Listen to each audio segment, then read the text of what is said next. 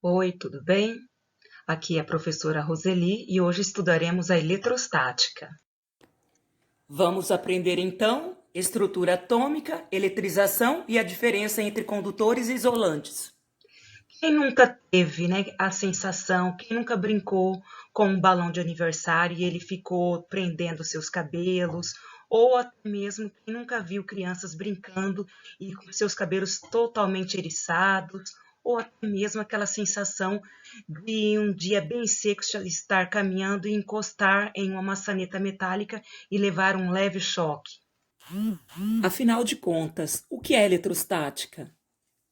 A eletrostática nada mais é do que o estudo das cargas elétricas em repouso.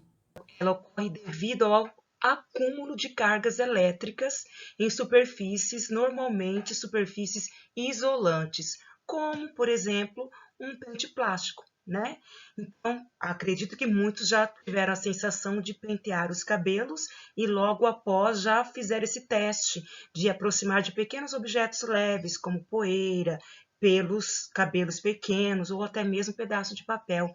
E já observou então que esse pente ele adquiria essa propriedade de atrair esses pequenos objetos. A carga que se acumulou então, nesse pente plástico não consegue fluir com facilidade, tá? Então, por isso recebe o nome de eletricidade estática. Mas de onde vem a carga estática? Como sabemos, todos os corpos, toda a matéria à nossa volta é formado por átomos, tá? E nesses átomos estão contidos as cargas elétricas. Por exemplo, temos aí um átomo de hélio. Observem que na eletrosfera nós temos os elétrons, tá? E no núcleo nós temos os prótons e os nêutrons. Os elétrons, eles têm a carga elétrica negativa, os prótons têm carga elétrica positiva e os nêutrons não têm carga. Um átomo tem o mesmo número da quantidade de elétrons e mesmo número da quantidade de prótons. Em outras palavras, a gente diz que todo átomo está eletricamente neutro.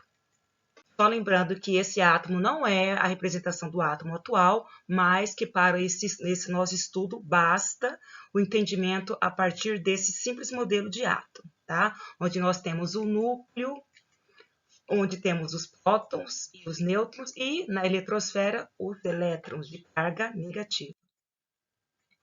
E uma propriedade muito importante é que os prótons têm a carga positiva, os elétrons têm a carga negativa. Carga elementar e quantidade de carga elétrica.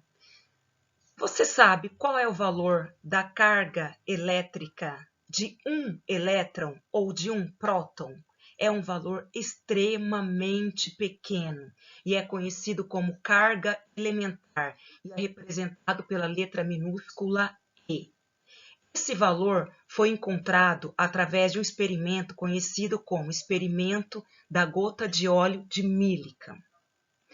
Esse valor é extremamente pequeno, 1,6 vezes 10 elevado a menos 19 Coulomb, sendo Coulomb a unidade de carga elétrica de acordo com SI. Percebam que um elétron tem esse valor de carga, mas você já pensou, e para a carga de um Coulomb, quantos elétrons deve existir? É simples, basta você fazer uma regrinha de 3.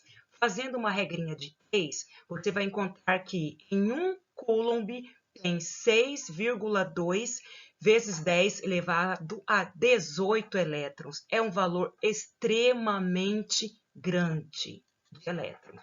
A quantidade de carga elétrica de um corpo é dada pela expressão Q é igual a N vezes E, sendo positivo ou negativo. Positivo se for a quantidade de prótons e negativo se for a quantidade de elétrons. Basta eu saber que esse Q maiúsculo é a quantidade total de carga de um corpo, N é o número da carga elementar, o número, aliás, né, a quantidade. E é a carga elementar, beleza? A carga é quantizada, ou seja, a quantidade de carga total de um corpo ela é dada sempre em múltiplos. Então, você tem esse valor da carga elementar, certo? E esse valor vezes 2, vezes 3, vezes 4 e assim sucessivamente. Então, é sempre um múltiplo, tá? Um objeto ele está eletricamente neutro quando o número de elétrons é igual ao número de prótons. Normalmente, os objetos na natureza, eles encontram-se neutros, porque a gente costuma saber que na natureza todos os corpos eles tendem ao equilíbrio. Então, o que seria um equilíbrio? Seria um corpo neutro, tá? E, por sua vez, quando que um corpo está eletrizado? Quando ele está com excesso de elétrons ou quando ele está com falta de elétrons, beleza? Então, se o corpo estiver com excesso de elétrons, diz-se que ele está eletrizado negativamente. E se ele estiver com falta de elétrons, diz-se que ele está eletrizado positivamente. Muito bem. Corpo negativamente carregado, o número de elétrons é superior ao número de prótons, e um corpo positivamente carregado, o número de prótons é superior ao número de elétrons. Observem essa figura. Então, eu quero mostrar para vocês a atração de objetos descarregados. Então, por exemplo, eu tenho aí uma haste carregada, pode representar. Então, qualquer objeto que esteja previamente carregado, nesta situação, ele está carregado negativamente. Observem pelo sinal de menos, tá? E nós temos também o papel que, a princípio, ele encontra-se neutro. O que acontece quando você vai aproximar um objeto que ele está eletrizado de um corpo que está neutro? Então, quando você faz isso, as moléculas do papel elas se alinham. Então, a gente costuma dizer que acontece aí uma polarização, tá? Então, os prótons e os elétrons, eles se separam, beleza? Então, logo, o que acontece? Esse corpo eletrizado negativamente, ele atrai os prótons e repele os elétrons.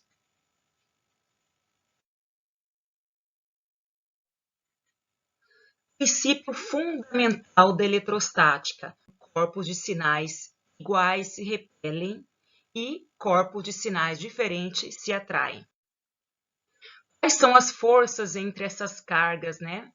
Entre esses corpos? Vamos lá. As forças entre as cargas podem ser investigadas usando, por exemplo, hastes feitas de materiais isolantes. Então, nessa situação, vamos ver aqui, ó, o que acontece quando duas barras de acetato, esse material aqui embaixo, tá?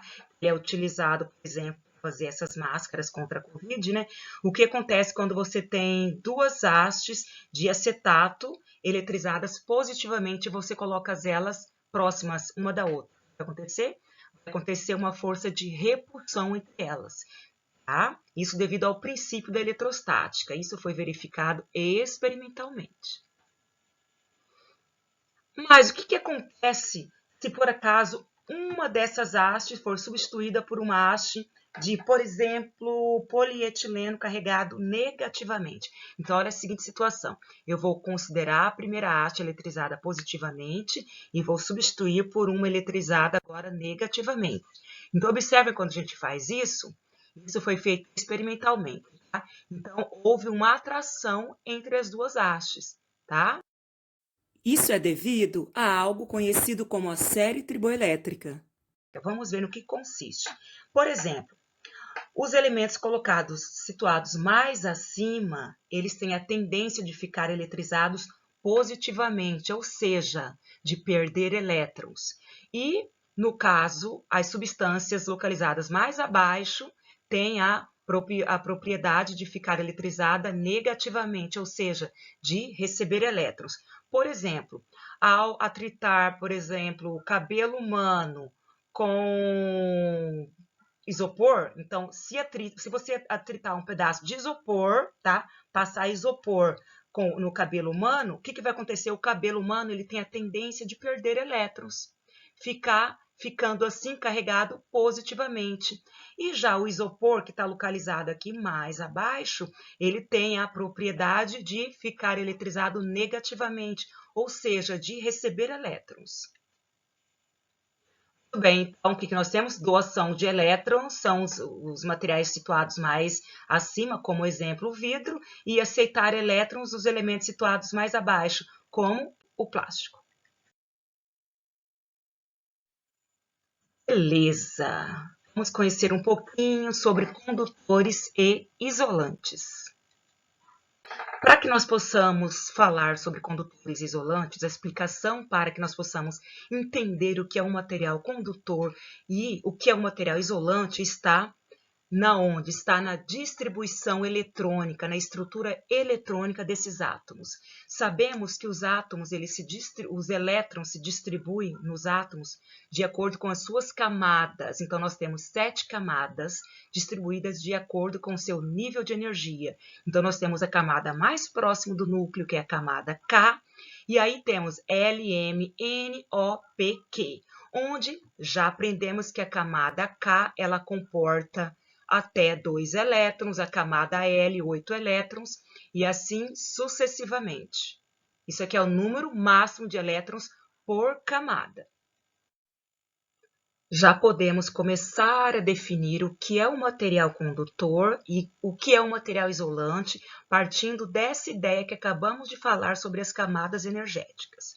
Para isso, é definido que nos materiais condutores, esses elétrons da última camada, que são os elétrons mais energéticos, a força com que eles são presos no átomo é muito fraca.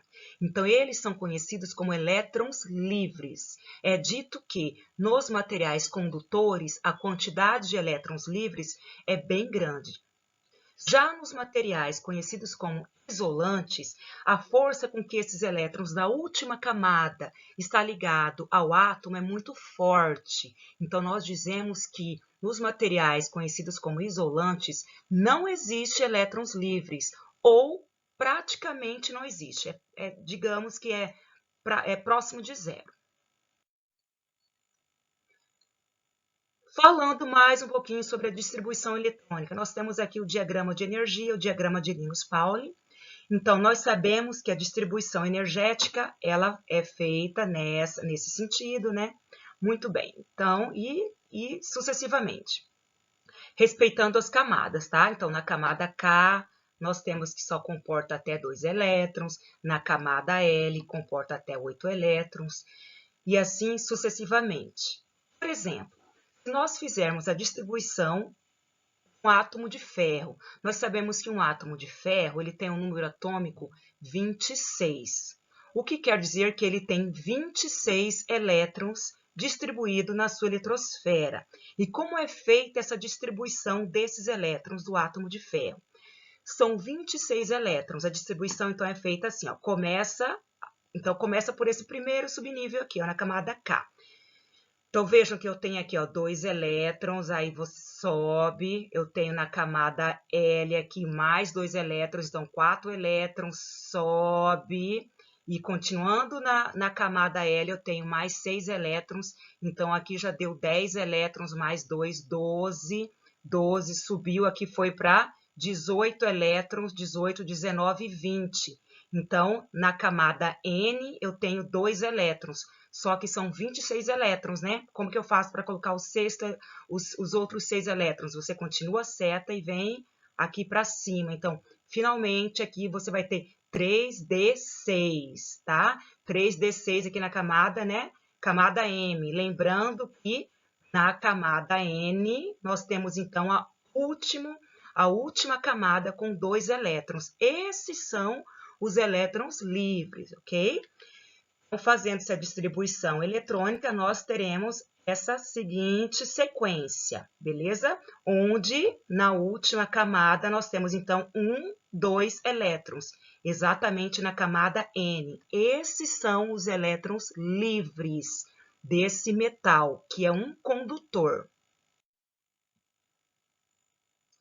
Esse é um GIF, uma representação de como estariam esses elétrons livres em um sólido metálico, tá? Então, esses elétrons livres, eles têm um movimento caótico, se movimentando de átomo a átomo. Posso dizer, então, que os isolantes são materiais que não permitem que os elétrons fluam facilmente através dele. Então, exemplos de isolantes são vidro, borracha. Posso dizer também que os isolantes podem ser facilmente carregados por fricção, pois os elétrons extras ganhos eles não podem escapar com facilidade pelo material, justamente porque eles não são elétrons livres. Já nos materiais condutores, então são materiais que permitem que a carga elétrica flua livremente. Os metais são bons condutores, porque seus elétrons externos não estão fortemente ligados. Condutores não podem ser carregados facilmente por fricção, justamente porque os elétrons que são ganhados, eles perdem com facilidade. Até a próxima. Estudem!